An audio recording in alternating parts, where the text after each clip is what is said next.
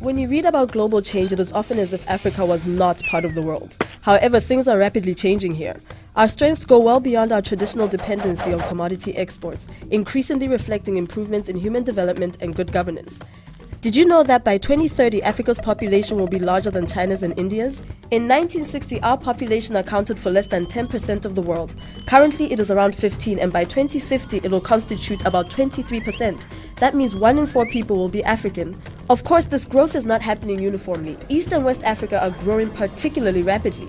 Our working age population is also growing. This can coincide with increasing economic dynamism and innovation. The USA and the EU have had declining demographic dividends for a number of years, and even China is beginning to decline. However, Africa's demographic dividend is set to increase past 2050.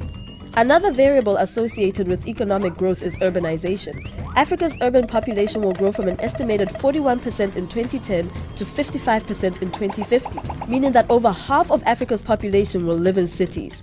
Human development is also on the rise, with literacy levels continuing to improve over the next 40 years. And communicable diseases such as malaria and HIV and AIDS are declining.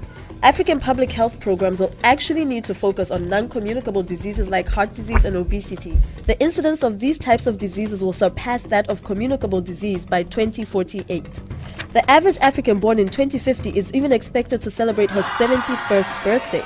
Economically, Africa has recently experienced one of the highest growth rates in GDP in the world. That's right, in the world. Third only to Asia and the Middle East, in part due to economic diversification, global integration with new trading partners like China, and let's not forget, rapid growth in communications technology.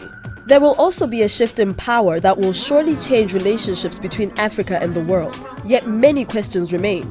Will Africa undergo a green revolution? How will climate change affect the continent? Will regional integration continue? Our future looks positive. Do you still think Africa looks like this? We don't. The African Futures Project is a collaboration between the Institute for Security Studies and the Frederick S. Pardee Center for International Futures.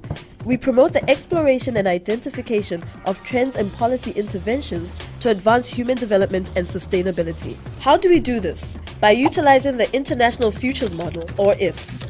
IFS is a computer simulation that forecasts the interaction of key global systems for 183 countries to the year 2100. It can be used to study demographics, economics, energy, agriculture, the environment, politics, and more. With IFS, we can think critically about global futures by developing and analyzing possible scenarios. We are interested in 3 main issues: past trends, where trends seem to be going, and framing uncertainty about the future, which means establishing what kind of decisions can be made today in order to shape a better world tomorrow. We can take this information to African policymakers so that our leaders are better informed about what they can do to build a peaceful and prosperous Africa for all its people.